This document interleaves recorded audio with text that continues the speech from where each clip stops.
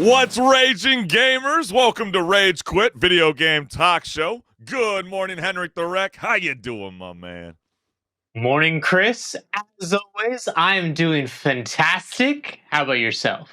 Dude, I am so excited. I think like the month of October for all gamers, everybody's been anticipating this month. There are so many jam-packed games. I mean, like, your wallet is going to be empty by the end of the month if you're a raging, gameaholic like myself. I cannot wait to get my hands on all that, and trust me, we're going to be talking about all the great games later on our segment Patch Notes. But we always like to set the tone because there's always so much goofy content circulating all across the web. And I'm curious, HenricK, are you a grill master?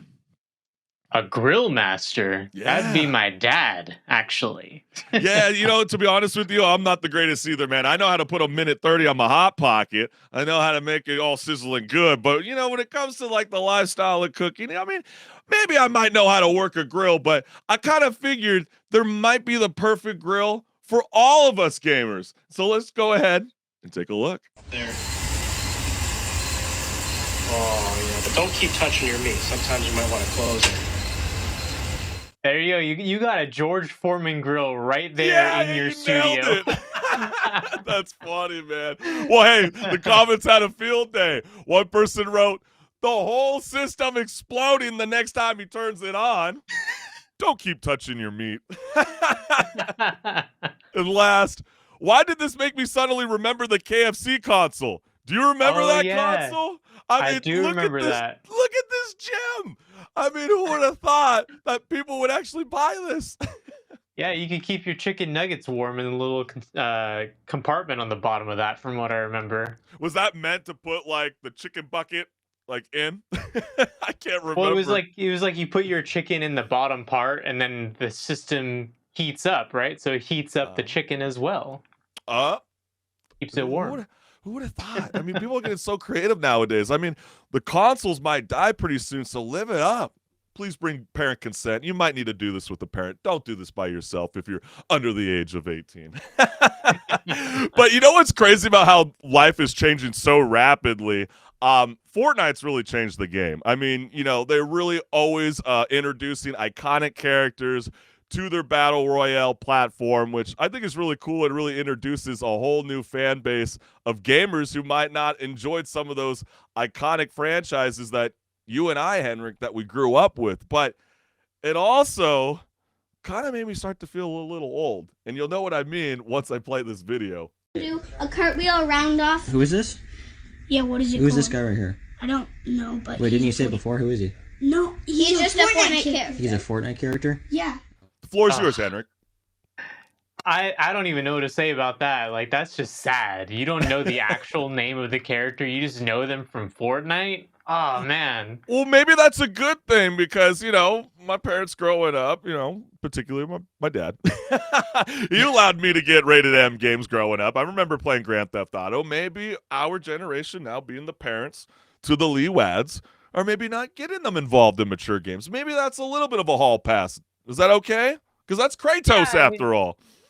That's true. Kratos is, in games that are not really designed for kids. So I guess that is a positive. The kids are not playing these rated M for mature games. They're playing Fortnite, and they're getting the characters in that instead. Yeah, isn't that always hilarious how that could work out? I remember even with one of my best friends growing up, his dad had God of War 2. That was the one game we could never play, but we were allowed to play Medal of Honor. And and the main reason why was because in the very beginning, like the first 15 minutes of the game, I don't know if you remember, they showed nudity. That was the biggest issue. Yeah. Not the violence, not the gore, not the slashing of heads and all that kind of stuff. It was the boobies. Yeah. Yep. But people were cracking me up. I mean, one person, a lot of people were just speechless when it came to a lot of these comments. I don't know if you remember this one, John Wayne. "Oh, you don't know how to swim? Well, get your ass in that pond, man. You're going to have to figure it out on your own." Classic meme of Kratos. He's like, "I'm throwing that garbage video in the trash." And how we all feel. How we changed from Kratos from God of War to the Fortnite character. How low he's been brought. I mean, it's gonna be funny, man. I mean, even my mom was joking with me last week, and she goes, "You do realize you listen to that heavy metal stuff like Slipknot? Your kids are gonna grow up thinking that's classic rock." And I'm like, "No, I'm only 30. You don't have to break this news to me now." Oh man, that's really funny, actually. 'Cause we got a great show for everybody that's tuning in to Rage Quit Video Game Talk Show. We're gonna be talking about video game news, industry talk, and so much more. So, HenricK, are you ready to rock and roll and set the tone? Absolutely, it's time to rage.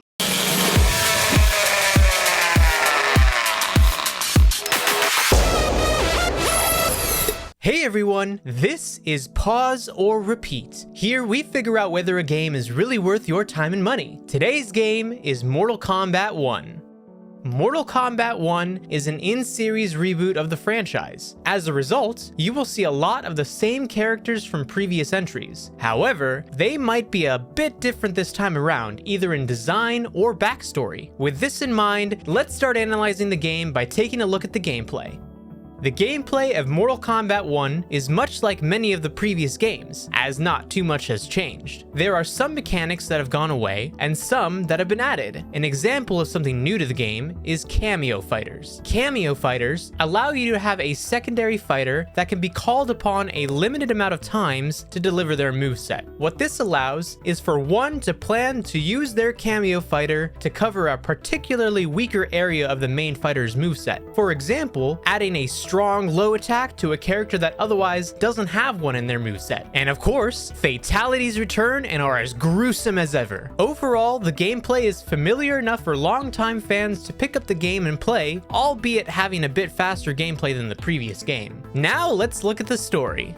The story of Mortal Kombat 1 is, as said previously, an in-universe reboot. The premise is that Liu Kang has reset the universe and rewritten history to be more peaceful. As a result, the Mortal Kombat tournament is no longer a bloodbath, and instead, an honorable mainstay of peace agreements between Earthrealm and Outworld. However, the peace doesn't last for long. A mysterious figure is trying to change the course of events and stir up evil by sending villainous characters down their previous timeline's paths. It is then up to Liu Kang and his disciples from Earthrealm to stop the past from repeating. But now the question still stands. Pause or repeat? I'm gonna say right now, I feel like this, series Mortal Kombat, I feel like it's been going on for so long, and I'm honestly surprised that it's still around. Really? Yeah, I mean, I guess you could say the same thing about Street Fighter, which came out with a sequel this year as well. But I feel like since Mortal Kombat has so many entries in the series at this point, I feel like, I don't know, I feel like it might have had the chance to die earlier, in one of the previous entries, because I know that there's plenty of entries before that people just were not jiving with. They didn't like it for one reason or another, or maybe it was something as simple as like, oh, my character is not in this game. Why didn't you bring back a character that I like?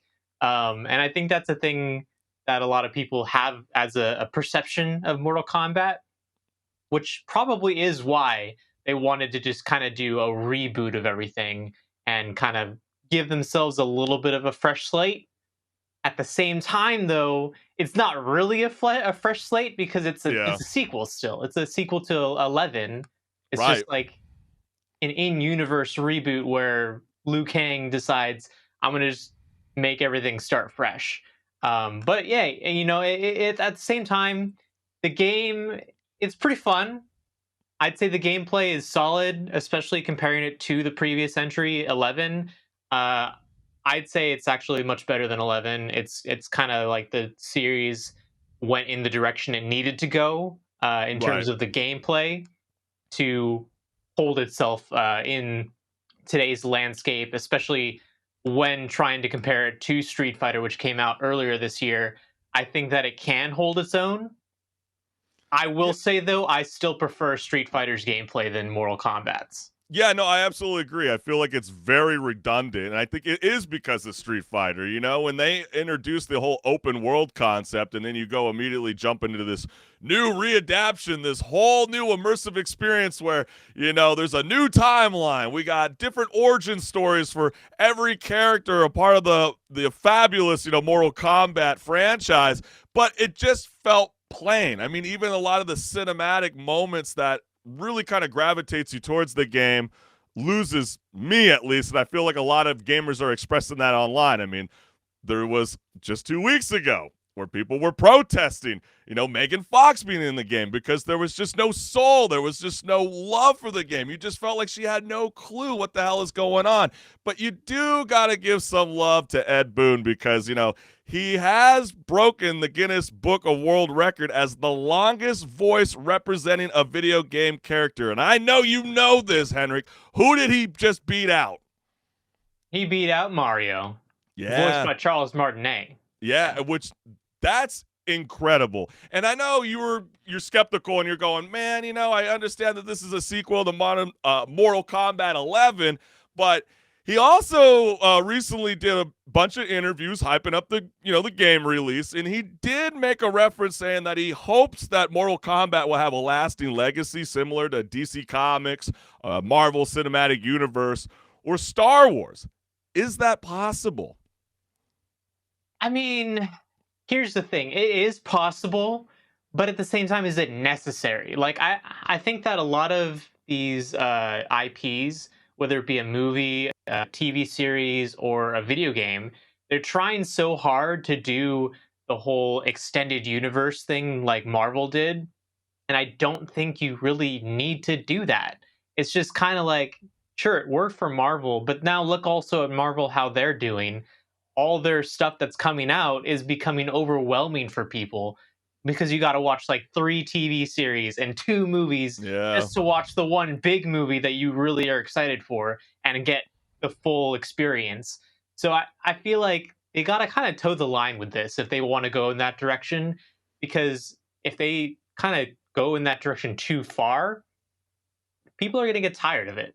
They're not going to be excited for a game. They're just going to be overwhelmed by all the stuff, all the changes, and all the multiverse stuff, which, I mean, this game already has that multiverse aspect to it, but if they you did say it was getting a bit redundant and you felt like it should have been died off like years ago. I mean, don't you think this is a strong move by the creator, Ed Boon, which I need to clarify again? Ed Boon is the creator, but he's the longest voice representing a video game character, and he plays Scorpion. So, I mean, they've been around since 1992. I wasn't even born yet. You know, the arcade scene was blowing up because them and Doom were essentially around when Al Gore's wife was going after the music industry, with Dee Snider showing up to the Congress hearings going, we're not going to take it. And essentially, ever since they put a label in on the music LPs, they eventually went after the video game world because of Mortal Kombat. And I think because of that stature, I think it's really hard to get rid of Mortal Kombat. There's so many iconic characters where I could see it branching off into television series and focusing just on Scorpion, just on Rain, just on Katana's world, or whatever. I mean, the possibilities around, especially if you got the Earth realm and the outer world. I mean, you could spin it off like crazy. Just look at what Star Wars is doing. Who would have thought that they would have so many different renditions of miniseries? I don't think the fans in the mid-70s ever thought that was coming. I mean, yeah, you're right. There's plenty of stories to tell, but are they going to tell them well? Like, I mean, look at how many video game adaptations have come out, even for just Mortal Kombat, and they've not been really great, honestly. I mean, yeah, there's been, good stuff. It's not all been just slop, but there has been a lot of slop at the same time. You can say, hey, maybe the original Mortal Kombat movies were charming because they had that cheesiness to them, but hey, the most recent one, I kind of liked it. I mean, some people were kind of like 60-40 when it came to for the movie, but when it comes to Mortal Kombat 1, to me, yeah, I'm with you, HenricK. I think it's definitely a pause. Like when you go to GameStop and you got that iconic wall where all the kick-ass games are. Mortal Kombat 1's going to fall in that little tiny square bundle that you see in the very center of the store where the used items. This is where that game belongs. Until they eventually break away from the whole 2D aspect and start bringing a more open world approach. Yeah, I feel like, you can't expect gamers to keep constantly paying $70+ and then a DLC bundle to play characters that you're essentially going to move on after, I don't know, let's say 4 months. It's just, it gets boring after a while. You can kill the story within like 3 hours. And then that's the thing, the game is $70, and kind of having a conversation about that with my friend groups, I feel like even within the friend groups of people who do play fighting games, they haven't really been excited for this because they feel like Mortal Kombat is kind of like a lower tier fighting game compared to a lot of the other games. Really? Like Tekken? I mean, it's kind of like not to say that Mortal Kombat's fighting game gameplay is bad, but compare it to something like Street Fighter. One of my coworkers has this idea that you can just input all the combo inputs in Mortal Kombat games and then not hold the controller and it does it all for you. I don't know if that's that's probably exaggerated to an extent. Probably a bit. At the same time, like, I kind of get what he's saying, where it's more of like a casual fighting game, and he plays more of the more pro level fighting games like Street Fighter. I totally get it. I mean, the biggest thing that you're not hearing with Mortal Kombat 1 is all this accessibility features that was being celebrated with Street Fighter. We even showcased it last season where, they had a blind gamer win a tournament. I mean, that's incredible because of the new adaptions to the accessibility features. That's really cool. I don't recall Mortal Kombat having that same appeal that people were loving. I mean, you and I remember even after the show, we were like, man, I can't wait to toggle with the settings. I don't know what the heck he's hearing or what he's hearing, feeling in the vibration that could give me an edge to parry or block or and etc. So, then again, but we haven't heard from you. I think I have an idea where you're going with this, but is it a pause or a repeat? Well, definitely, I'd say, especially considering that horrible Nintendo Switch port, which is still full price, I can't let it slide as a repeat. It's going to have to be a pause for me. Yeah. Not to say it's a bad game, but I just, for me, it is a pause. And it's going to be one of those games that I only repeat if I'm playing it with a friend or two, and at that point, we're just trying to have fun. No, I agree. I think I'm baffled that they want $70. That's all I'll say. I mean, I think it's crazy. Just because that is the video game standard doesn't mean every single game deserves to be at that price tier. And that's the crazy part. And, I'll be breaking down some of my theories later on when it comes to patch notes and how we feel about the subscription services moving forward. And I'll reserve it for that. But so that's why you got to tune in every Tuesday at 10 a.m. Pacific Standard Time if you want to know the deets. But hey, you heard it from us. It's a pause, fam. But hey, we got so much more left here on Rage Quit Video Game Talk Show. So you ready to rock and roll, HenricK? Absolutely. I am. Hey, let's get it, fam.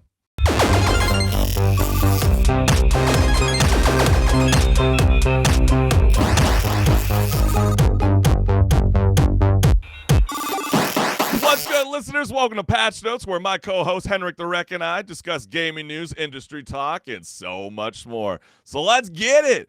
Remember back in the summer when Zelda, Tears of the Kingdom, Diablo 4, and Final Fantasy 16 all released in a span of 5 weeks? Well, October is that on steroids. A greater number of high-profile games concentrated in a much shorter stretch of times. And here's what we're looking at. Assassin's Creed Mirage is billed as return to the series' action-adventure roots. The game returns to the Middle East, having you play as Basim, a character in the AC fans might recognize from Valhalla, as he comes into his own as the Hidden One, the precursor to the Assassins. So let's go ahead and take a look. We work in the dark to serve the light.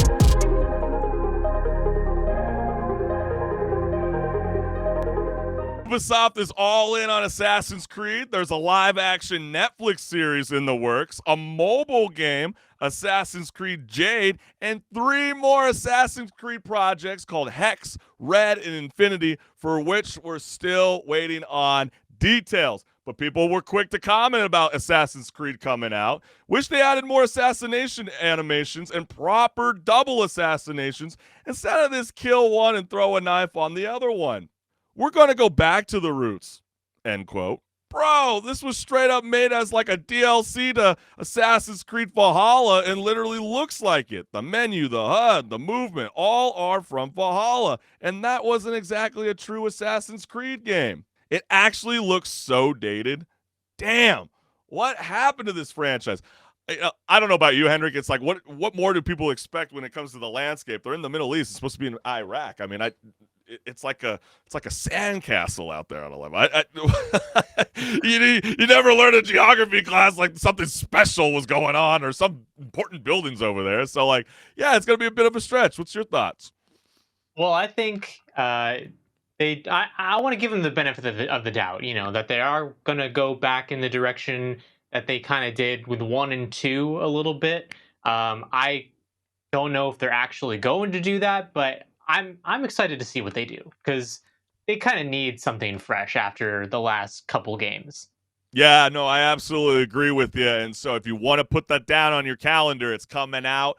Assassin's Creed Mirage releases on October 5th. So everyone's going to have their eyes on Super Mario Bros. Wonder. Not only is Mario game launching in time for the holiday Switch buying season, but it'll also be the first time longtime Mario voice performer Charles Martinet will not be playing the role of the plumber. Nintendo's been secretive about who is going to step into the overalls, saying that we'll know when we roll the credits in Wonder. So expect the speed runs to happen. Man, it's going to be totally insane. And if you haven't seen a first glimpse about what Super Mario Bros. Wonder is, we got it here for you, fam. Onward and upward.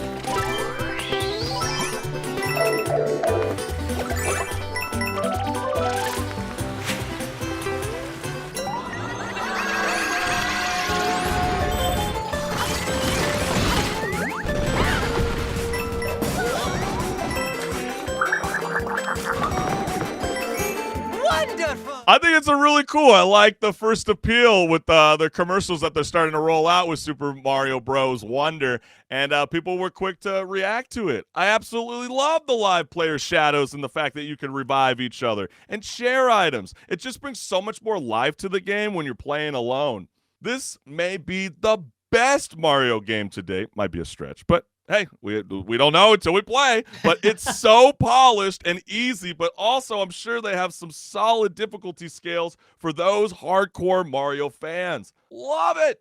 I love the little co-op improvements here. My kids and I played new Super Mario Bros. Deluxe, and I always ended up grabbing my daughter's character just to get her through difficult parts of levels. So stuff like the Yoshi mount, shared lives, and the ghost are gonna make this even friendlier for the little ones at home. I think that's an excellent point. I mean, as much as I always bag on Nintendo Switch for being a little too family casual, I love it that it's for everyone. What's your thoughts, HenricK? I think you're just a hater when it comes to Nintendo products, honestly. Yeah, a little bit. Yeah, you're right. But You're right. I think Go get the I think it iPhone looks- 15 Pro, not the Switch 2. No, but I think it looks great. You know, they always do a great job with Mario games, but I am mostly curious as to who's actually going to be voicing Mario going forward, or if they're just going to have him for this one game. So we'll see. You know, like they said, we'll figure out when the credits roll. It's Chris Pratt. Oh no! What's wrong? I thought we said it was okay. I thought we approved, you know, his time on the screen. I mean, it was right up there with Oppenheimer and Barbie. I mean, we have a problem now? He can't be a part of the game? To be the voice actor for all the video games. Not all? Are you sure? You sure? I'm sure about that. Don't speak it from your chest. Speak it with your heart. Are you sure? I'm sure. Okay, fine. Okay, I heard it right there. Hey, if you definitely want to go ahead and check out Super Mario Bros. Wonder, it's releasing on October 20th. And like I said, October It's the month of steroids for video games, and Miles Morales and Peter Parker are the two great Spider-Men that work great together. And Marvel's Spider-Man 2, and get it? Because there's like 2 of them in this one. Okay, fine. But they're going to be web slinging all over New York, playing as either Miles or Peter to take down a host of threats, including Venom and Kraven the Hunter. And just this morning, they released a new trailer featuring the 2 Spider-Men going after Venom.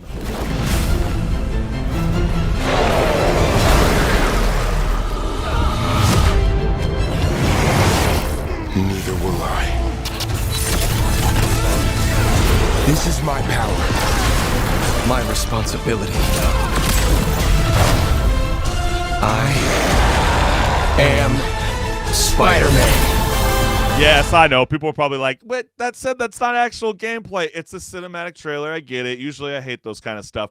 But this looks pretty badass. I know a lot of people are jazzed about this. Let's go straight to the comments because one person wrote, Insomniac is truly killing it. Truly one of the last untouched studios in that there's employees who have worked there a very long time and are masters of their craft. People who care about the quality from top to bottom. You don't see that much these days. Enjoy it while it lasts. If they really manage to achieve stable 60 frames per second with ray tracing, then it's really impressive. And last, this will undoubtedly stay as one of the best PS5 games for years to come. Do you agree with that assessment? I know a lot of people are like, PS5, all it's all they do is make too many cinematic games. Well, I mean, isn't that kind of the big complaint about Mortal Kombat 1, for example?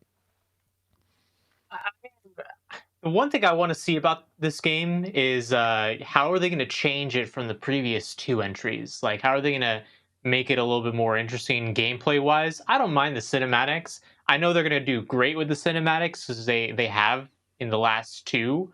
So I have no doubt that they'll do probably even better in this one, considering the premise.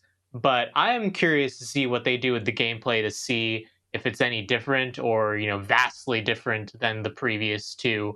I know it probably won't be that much different, but I hope for some variation at least. Yeah, to be honest with you, it probably won't. I know they're adding health bars to the boss battles, which is brand new. And you can take fall damage, supposedly, when you're web slinging all through New York. But you could toggle it off if you're playing with your little kid.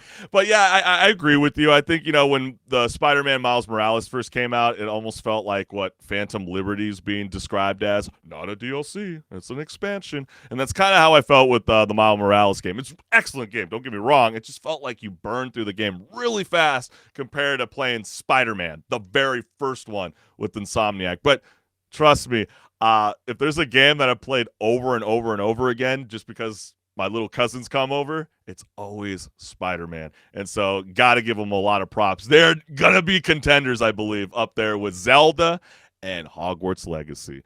Spider-Man 2 releases on October 20th, so go ahead and get your hands all over that game. But 13 years after the first game's launch, Alan Wake is back to solve murders most foul. Alan Wake 2 is a gift for the people who love the spooky season. He is trapped in the dark place with seemingly no way out, and Alan must fight for his sanity and for his own survival.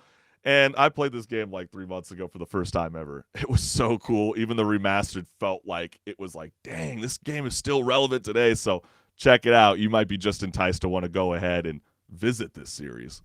You've got the wrong man!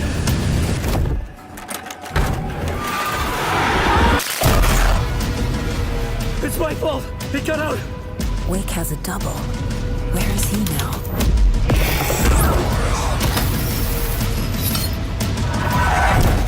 I don't want to be in the story, just write me out of the story.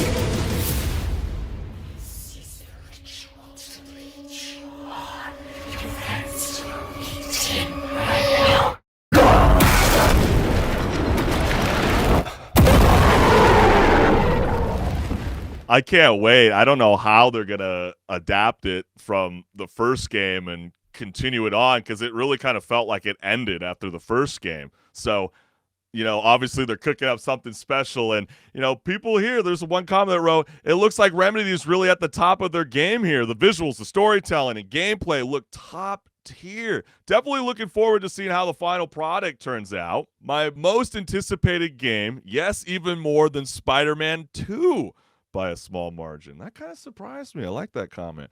And also, this year is hitting my wallet hard.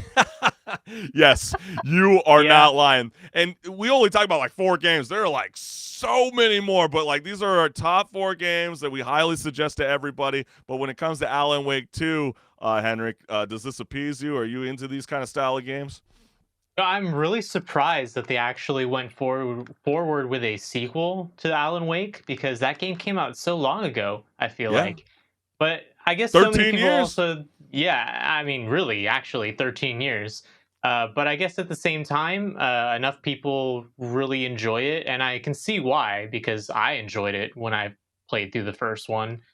So I'm interested to see what they do with this one, because it's looking like it's going more in that direction of what Control did, which is another Remedy game, and I really enjoyed what Control had to offer. So we'll see. It's going to be freaking awesome. If you want to get your hands all over Alan Wake 2, it's going to be releasing on October 27th, just before the Halloween. It's going to be really cool, man. Oh, my gosh. I can't wait to get my freak on.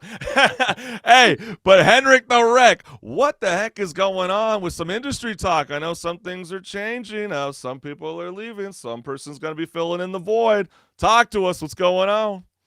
Yeah, so Jim Ryan, head of PlayStation, their CEO, he's actually retiring after only 4 years on the job. And a 30-year veteran of Sony, Jim Ryan oversaw the launch of the PS5, which, despite pandemic-era shortages, it is now on pace to actually break sales records thanks to an ongoing lineup of first-party exclusive blockbusters like Horizon Forbidden West and God of War Ragnarok, 2 amazing games, honestly, for the platform. For real. And Jim Ryan's tenure also included the launch of the PlayStation VR 2, as well as a major pivot by the subscription service PS Plus to more directly compete with Xbox's Game Pass. So, once upon a time, as in the FTC versus Microsoft documents made clear. Yeah, very Jim clear. Ryan, very clear. Unfortunately, maybe too clear for them. Right. Jim Ryan spoke quite damningly about the Xbox Game Pass, throwing shade at Microsoft over the Green Team's popular subscription service, and making a bold claim that at the time, PlayStation Plus boasted double the subscribers that Xbox Game Pass did. And that being said, PS Plus versus Xbox Game Pass at that time, especially, the PS Plus was basically Xbox Live. So of course gamers had that. If they had a PlayStation, you had to have it. If you wanted to play online. And it's funny that you said that, because that was one of the comments that we got here that someone definitely expressed. They said, I think online play should be free, and each company should offer an extra subscription based on their own merit, with the games and services they offer not make online play locked behind a paywall. Do you agree with that, HenricK? Oh, I do. Considering I'm mostly a PC player, PC online experiences, unless you're looking at a game like World of Warcraft, you're not paying per month or even yearly for any online access to any online multiplayer.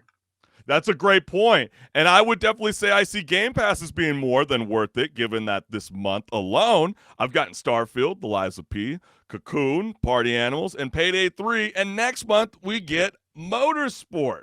For someone who doesn't buy games often and want to try new games out, yes, it's worth it. And what that individual was speaking on was both, actually. BS Plus has no chance against Game Pass, bro. Sorry, that's how people felt a year ago. The scary part for me, who only wants the same PSN annual subscription I've been getting for years, is that when I was scrolling through the premium games list to see if I should upgrade, I noticed that I own most games that were given for free through the regular subscription service. I feel like going forward, they will give weaker monthly games and put the type of free games we've been getting on the premium service going forward. That's an excellent point.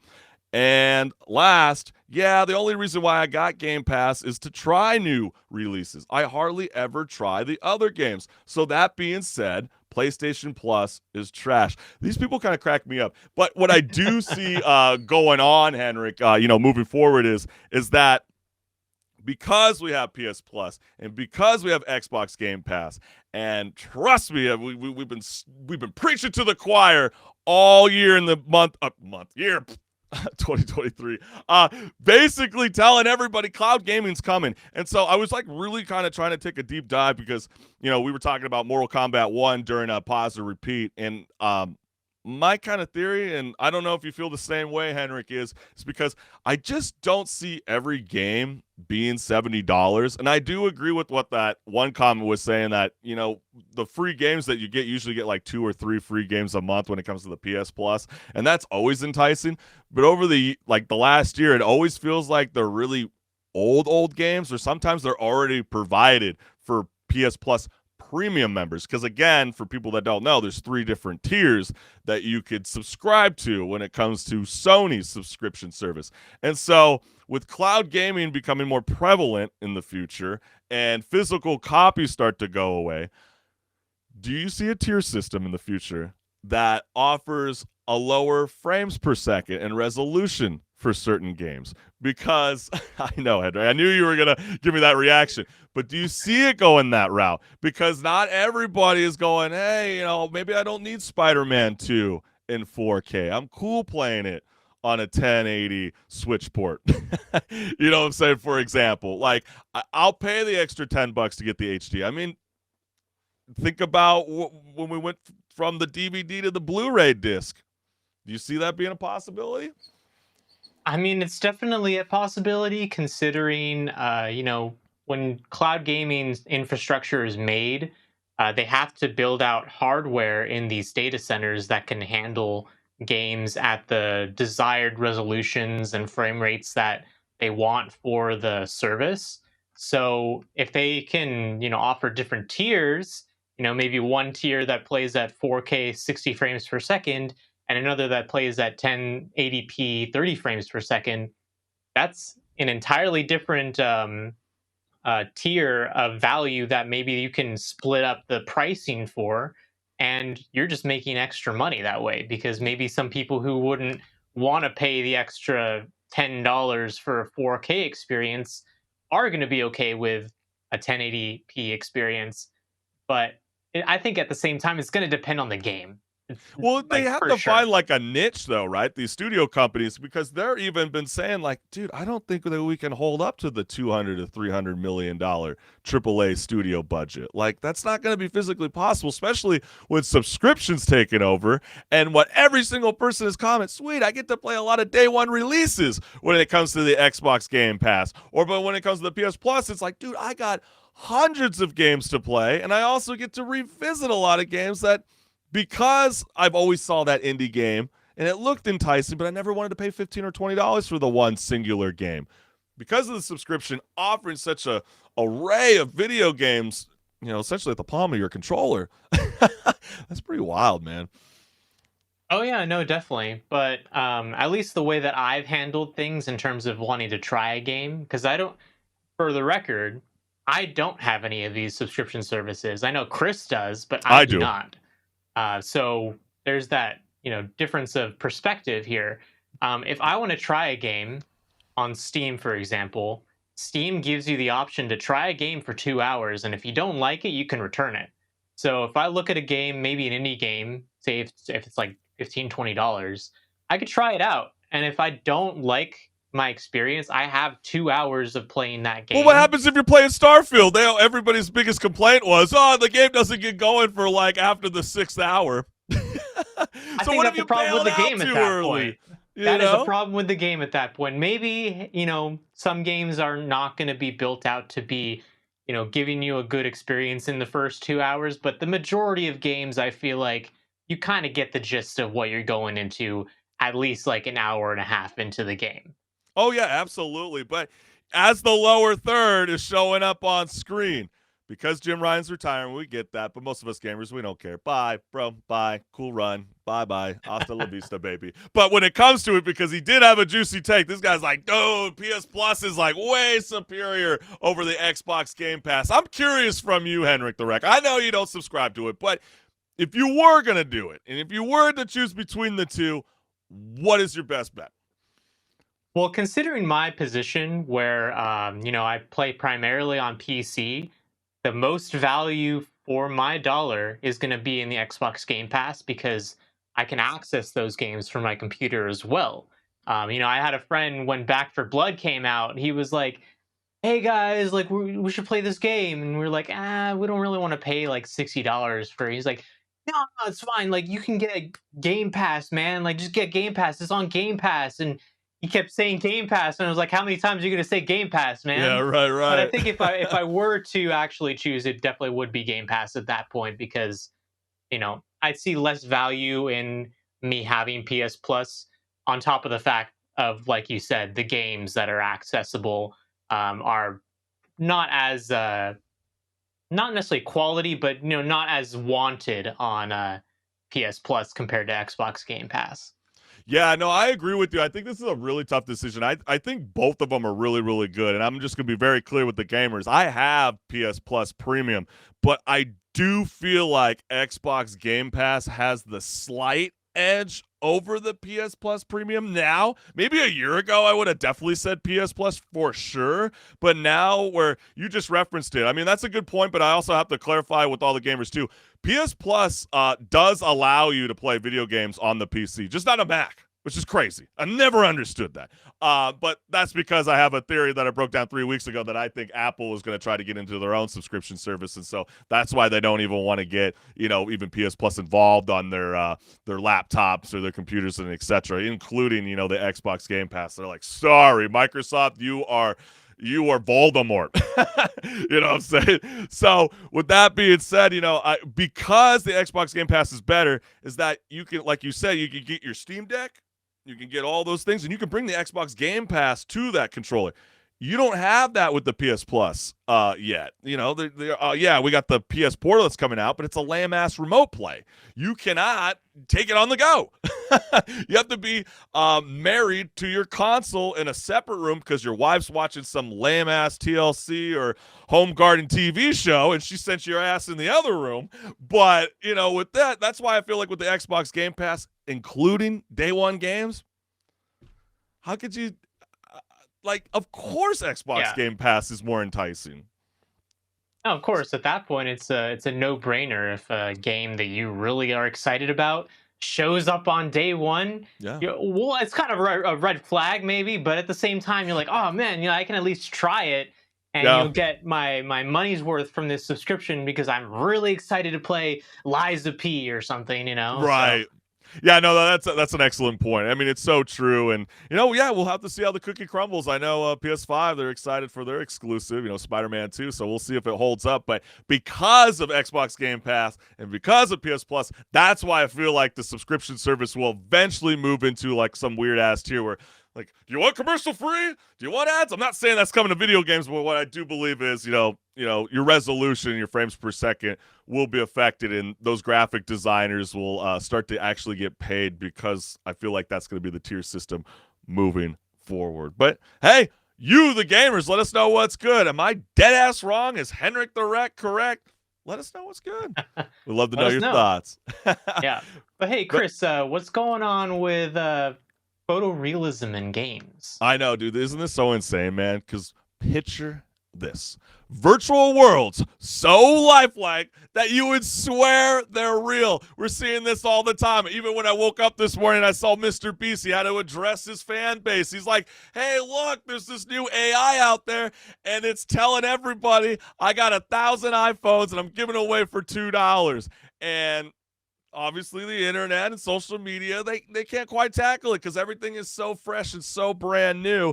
And you can thank part of that with Unreal Engine 5. It is a game changer, bringing unparalleled visual fidelity and detail to independent creators and AAA studios alike. An Unreal Engine debuted in 1998, but in terms of photorealism, it's nothing compared to what later iterations of Unreal Engine produced. I mean, think about some of the games that Unreal Engine has done in the past. We got Tom Clancy's Splinter Cell, Chaos Theory. That was on Unreal Engine 2. We also got Batman Arkham Knight. That was ran on the Unreal Engine 3. And then you got Observer. That was on the Unreal Engine 4. Just to name a handful of the hundreds of games that have been built using this engine. And we first got introduced to Unreal Engine 5 back in April 2022 when Epic Games released it, you know, essentially through the Fortnite, through the platform. We kept having a lot of these very cool gameplays. And it was an update that has enabled games to feature graphics so realistic that it can be hard to immediately tell whether you're looking at a video game or real footage. And we've discussed this last season, so we're not going to play the same clip. We're going to play you a different rendition from the studio. But HenricK, remember that, HenricK? You know, a lot of people were getting upset. They're going, they weren't calling it photorealism. They were calling it hyperrealism because they're going, man, dude, I love my violent video games. I like my shooter-up games, but this just kind of makes me wigged out because, you know, people didn't like the idea that it was a police body cam video game.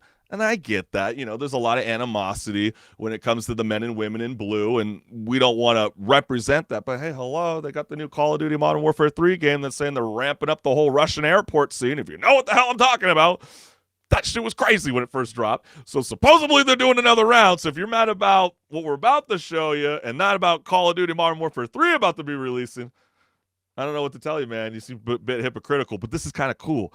They put HenricK in a Nuketown setting, HenricK. This is pretty badass. Go ahead and check this out, gamers.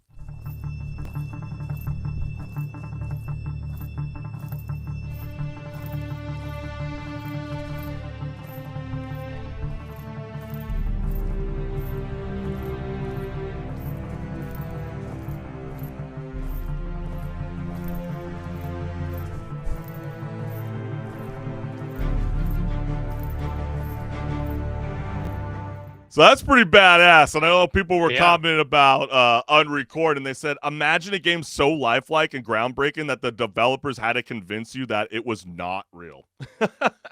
Very true. For those of us who have played games since the 70s, this is what the journey had always been about. How real could you make the graphics? When we used to say, quote, imagine one day when the games look real, end quote. If you dismiss this in any way, flippantly, thinking that it wasn't that hard to do, you definitely haven't been on the journey with the rest of us. And now imagine this, but in VR. You'd be playing life inside of life at that point. It's definitely getting spooky. And I'm sure some people are like, hey, man, you know, didn't it look totally like 2K or 4K? Come on, man, we're on Restream.io. They can't necessarily always support 4K. So just bear with us. But I'm telling you, you can definitely find a lot of these videos. But your first reaction, HenricK, when you see this, I mean, have you seen that clip of Nuketown? I hadn't seen that clip, actually. I'd seen the previous clips of HenricK that were going viral, you know, a few months back. But I hadn't seen this one, and I think it's really cool that they were able to bring it into a Nuketown setting that everyone kind of already knows if they've played even any of the Call of Duty games, basically. Yeah, exactly. I think that at the same time, though, I will say they are kind of playing some tricks here and there, you can tell. Because they're making it look like body cam footage. And, you know, body cam footage isn't really the highest quality footage out there. Right. So, you know, they kind of are trying to replicate that. And in doing so, they can kind of... shakiness. Yeah, and in doing so, they can kind of hide some of the imperfections of it being a video game. But that's the whole magic of it. You know, you can hide that, and it still looks really, really convincing. I will say, though... is this necessary? Like, do you think it's really that necessary to make a game that really realistic?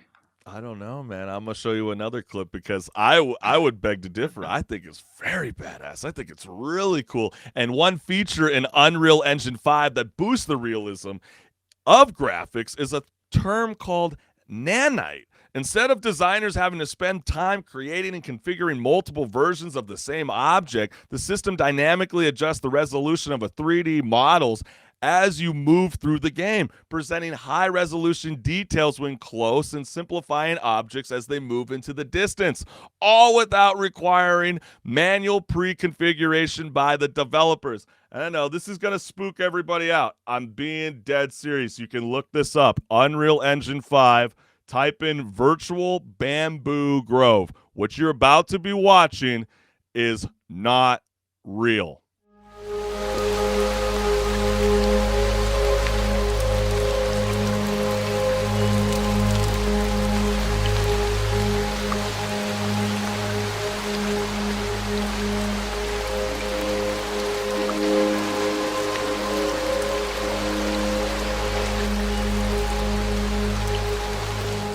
Come on, man. How could you not get excited about that? I mean, wouldn't that be freaking amazing to see some of your video game characters come to life?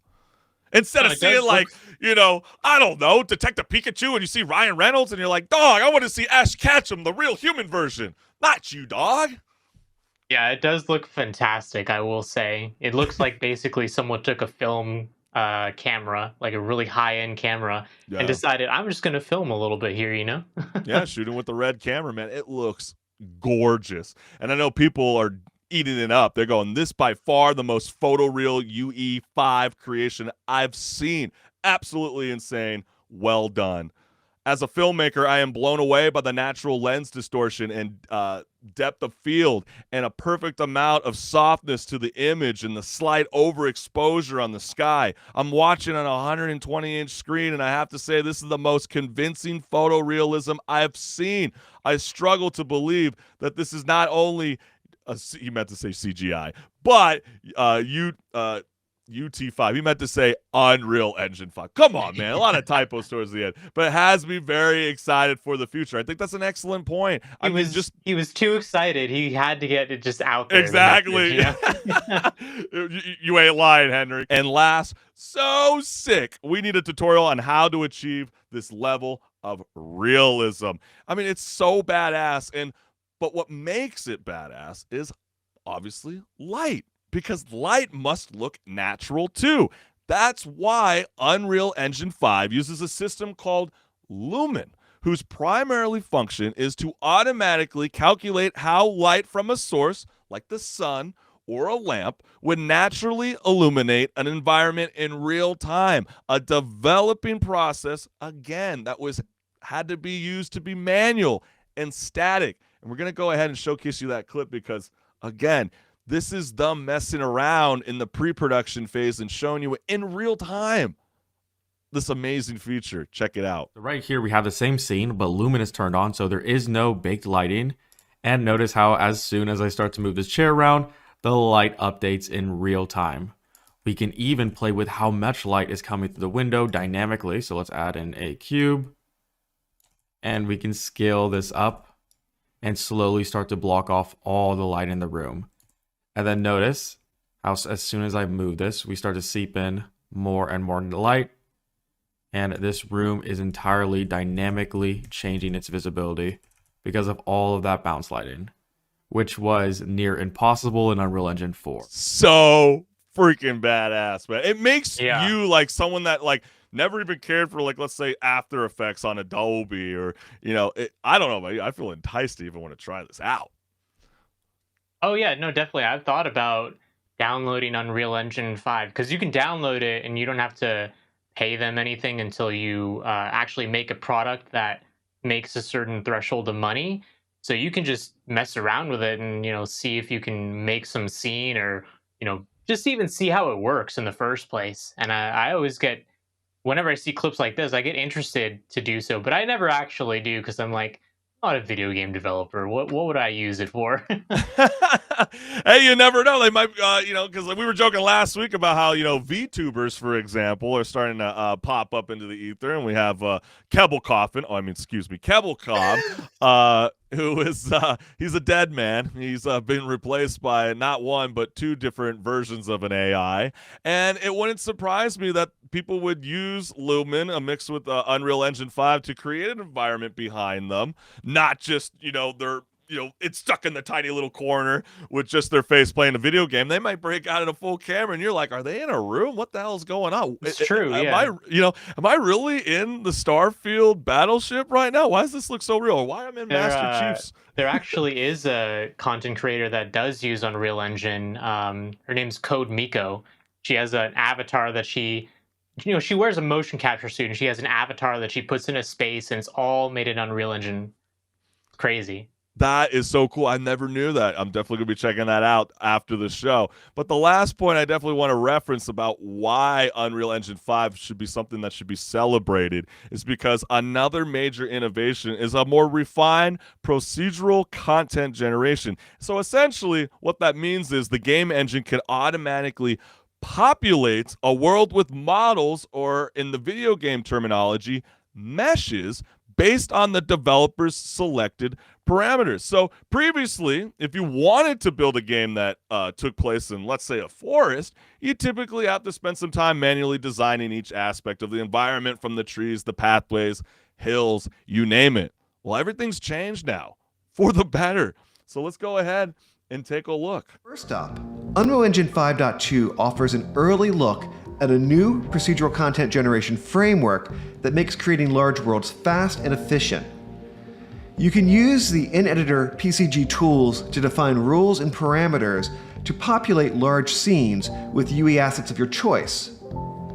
There's also a runtime component that means the world can react to gameplay or geometry changes. So as you can clearly see there, it is really, really badass. I mean, this could save studios tons of resources, especially if it turns out that they need to make edits to a game level, for example. The tool makes it editing way more of a drag and drop process rather than starting from scratch. And so when you go ahead and you check out these comments, the first person wrote here, don't forget that the team that does this has to maintain clean back end structures such as code all the time. Massive respect for that. You can't possibly push out so many features if the back end sucks. This is just ... unreal. I can't thank you enough for the amount of work and effort you put in being efficient and actually making interesting, useful systems. Second comment we got here is, please update your Unreal Engine 5 documentation. It's really messy and complicated to navigate through. So a lot of people are having fun with it, but a lot of people, like we showed previously, are going, please submit more video tutorials. It is a messy jargon. And what millennial reads nowadays? What Gen Z? What Gen A? Do we read? What the heck's a book? And last, I hope future PCs, consoles, and portable gaming tech are engineered to get the most out of new engines like this. Smooth asset streaming is a must. And you know what was really great? I got to bring this up with you, HenricK, is because I was watching Late Night. It definitely returned. All the late night hosts came on. And on Stephen Colbert's show, he had Neil deGrasse Tyson on. And obviously, they were talking about the Writers Guild of America, and they were kind of asking Neil deGrasse, because he's kind of in that field, in the realms of talks when it comes to artificial intelligence.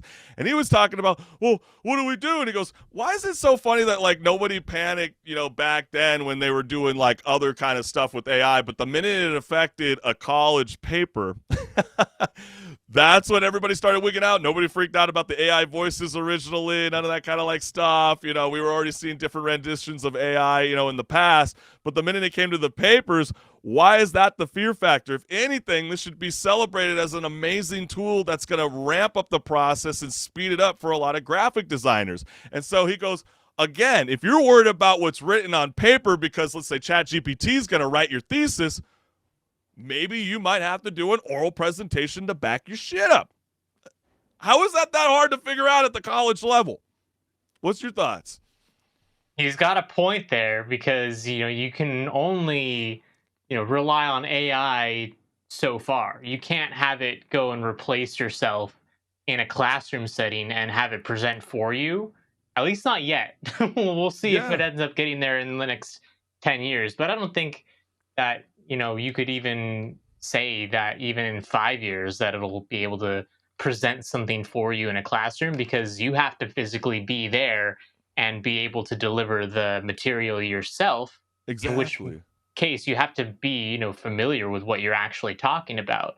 You don't want to talk about some quantum physics or something and just say something completely wrong. Well, you also don't even have the time and energy to even break it down. If they have the coding inside GPT to make it happen, that is really badass. But what Neil deGrasse Tyson also raised the flag about, because he was a bit skeptical. He didn't necessarily know how he felt, and you can watch the interview on YouTube. But what he was saying is that he's like, look, like, I have 18 published books, and I found out that 15 of my books are installed into ChatGPT. So as much as I want people to read my books, I'm flattered that they put 15 in. But then you also got people like George R.R. Martin, who is currently about to sue ChatGPT because they're finding out that some of their own source material is being implemented inside ChatGPT because people are going, hey, can you help me write a chapter about da-da-da-da-da-da-da? And then all of a sudden it starts to sound like George R.R. Martin. He's like, wait, because it is. I wrote that sentence. That's not yours. What the hell, man? So I don't know. I guess it's kind of a slippery slope. It's not always going to be perfect. You definitely got to have proofreads. I mean, it's not like the New York Times is just firing, quote unquote, people that all they do all day is being an editor, right? So, yeah, I don't know. How do you feel? I mean, about like in the relation to it, helping out game developers, I think it definitely is a very valuable tool to help them develop quicker and with more detail at the same time. I will say though, they have to still go in and handcraft stuff, right? Because if they don't go in and do that, then it's gonna feel a little soulless, probably. Like if you're walking through an environment that's completely procedurally generated, eventually you're gonna notice the patterns of like, oh, okay, I remember seeing this kind of pattern in the previous dungeon I went to like a few hours ago, and you can only go so far to hide, the certain patterns that AI will develop around. Yeah, it is just learning off of material that's already been made. It's not anything necessarily new that's being taught to it. But when that's the oatmeal effect, right? That's what they call it in the video game world, where it becomes redundant. That's exactly what you're saying, and yeah, you're right. That was an expression from a lot of video game developers, and if you notice, not a lot of indie developers have necessarily gravitated towards Unreal Engine 5. They still like their lower bit kind of work, which is cool, but I can start to see more in the future, especially in the cinematic world, more people embracing Unreal Engine 5. And I know one person that definitely feels like film and video games are meeting a hybrid medium. What the hell is going on, HenricK? Well, I've been playing through Cyberpunk 2077 again. I played through it last year, and I decided I'm going to start a fresh playthrough. And the reason why is because the Phantom Liberty expansion came out, and Idris Elba's in it. And Idris Elba, he's no stranger to the world of video games, working previously on NBA 2K, Call of Duty, and now he has found a new appreciation for the art form following his latest role as Solomon Reed in Phantom Liberty. And he says that he envisions a future where a hybrid medium of film and video games will appear. And he even says, quote, "We almost have it with virtual reality. You can be in a virtual world within a movie or a game and just look around." And we even have a clip, actually, of him talking about him getting into character for the Phantom Liberty. And he's got some nice insight on the process and how it was for him. Well, I mean, voice acting is just voice acting, okay? When you're doing mocap and you're playing a central character in mocap, it's a big, big difference. And obviously, with the advancements of technology, it changes every year, every 6 months.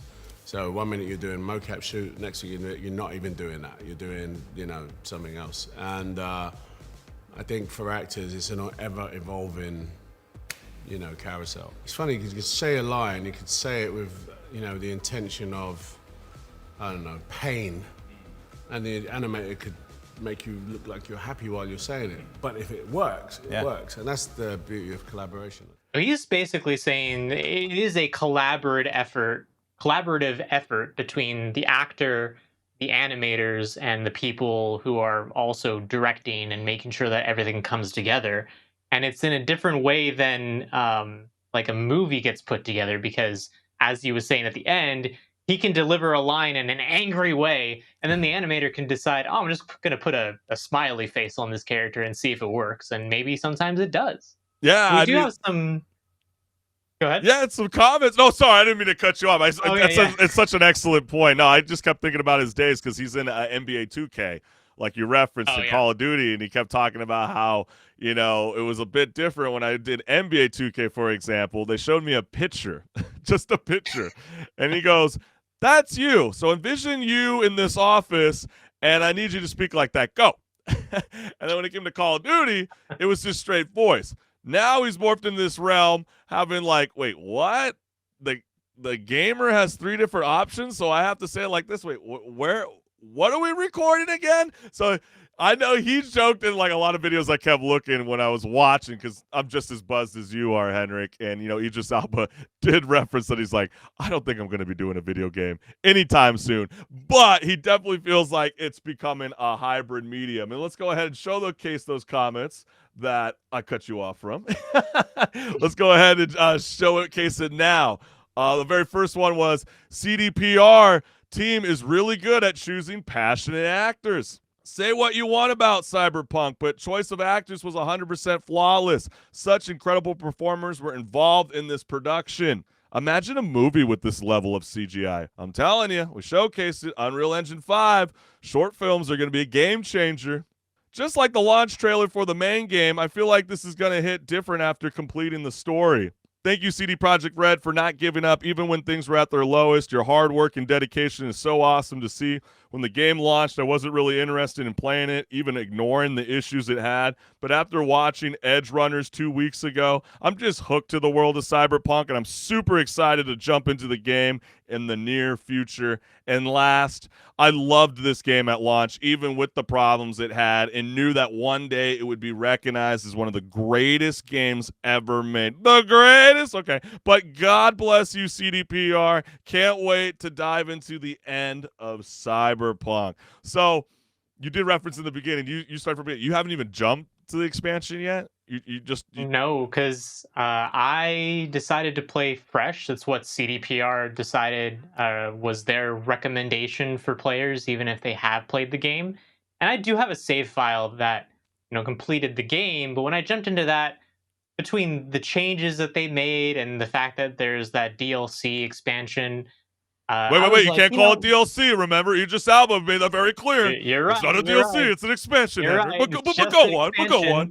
But I was like, you know what? I'll make a new character. I want to experience the whole thing all over again. Yeah. The character progression with the new systems and see how that goes. And I've been having a great time, even though I haven't gotten to the expansion yet.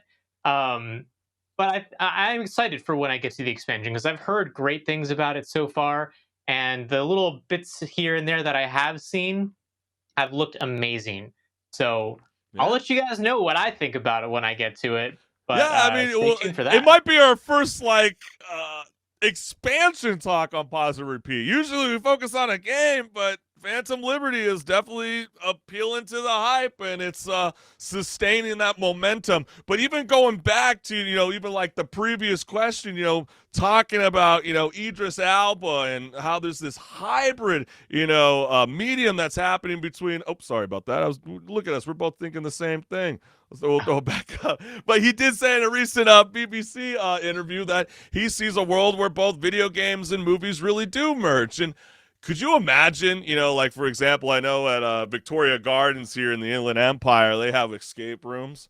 I mean, could you imagine they turn escape rooms into like a virtual reality thing where you're wearing your VR headset and you're looking at the guy that's, how they always have like the person that's trying to set you up for the escape room? What if you put the helmet on and you're like in World War II or something and you're like, wait, that looks exactly like you.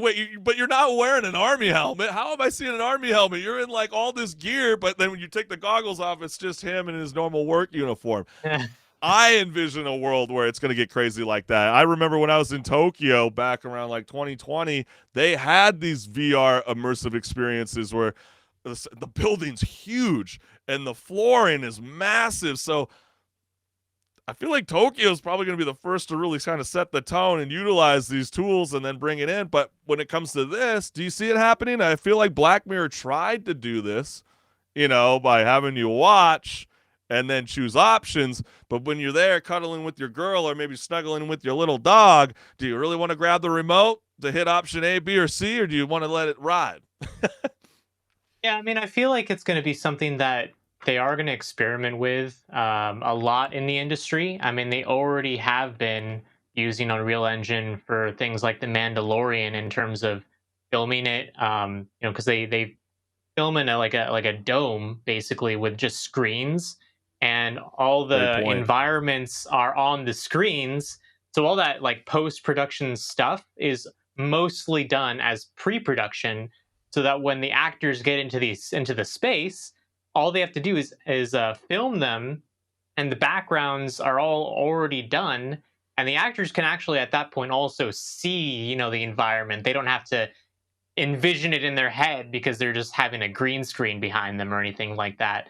So I'm sure that they'll continue to think of more ways to use Unreal Engine, and also just putting video games into more like kind of like film and television environments, like what Black Mirror did, and even more so, I'd say. But think of it like this though, HenricK. Netflix obviously just made their own gaming studio, and they're really embracing it. They took the former Bungie guy over to lead the charge for Netflix. Could you imagine, like, let's say Paramount Plus ditches, let's say Halo, or let's say a different example. We hear God of War is in the works, right? What if they made an 8-episode God of War, but you're watching, but then it will randomly stop watching because you need to play the game to get to the next episode too.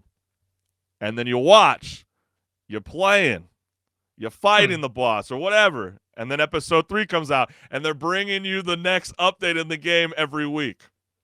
Do you see that being a thing? That'd be interesting. I feel like they've already done stuff like that with things like, I think it was Spartan Ops in one of the Halo games. I want to say maybe Halo Reach it was. But there was like a episodic release of certain missions for this like co-op thing. Okay. It might not have been Halo Reach, but I feel like that's kind of been done already to an extent. But I just feel like because, it could be interesting. Think about like you were referencing. The only reason I thought that was because again, the photorealism. It's like the graphics are getting so perfect that we don't even know the difference nowadays. And if that's the case, it's always a possibility. You never know. But hey, Netflix, I want my 1% if you take my idea. But but it's going to be definitely jam packed. And I loved everything that Idris Elba said. I think there is definitely a future for hybrid medium with video games and film.